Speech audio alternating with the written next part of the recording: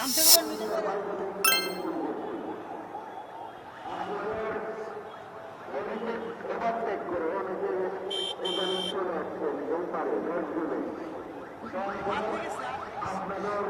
রহমানকে রাজস্বিক সংবর্ধনা দিতে আসলে নেতাকর্মীরা যে অবস্থান নিয়েছে,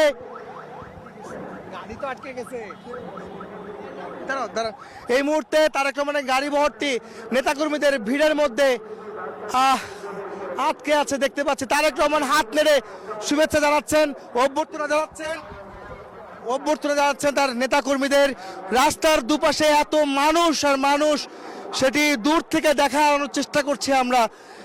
তারেক রহমানকে এক নজর দেখার জন্য যে অবস্থান এই কুড়িল ফ্লাইওভারের আশেপাশে এবং এই ঐতিহ্য মূর্তি সাক্ষী হওয়ার জন্য হাজার হাজার লক্ষ লক্ষ নেতাকর্মী ইতিমধ্যে এই 300 ফিট এলাকা এবং বিমানবন্দর এলাকায় লক্ষ লক্ষ কর্মী, সমর্থক এবং সাধারণ মানুষ অপেক্ষা করছেন তাদের নেতাকে এক নজর দেখার জন্য। আপনারা দেখতে পাচ্ছেন তারেক রহমানের গাড়ি বহরটি ইতিমধ্যে কুড়িল ফ্লাইওভারে উঠছে তার গাড়ি বহরটি আমরা দেখতে পাচ্ছি।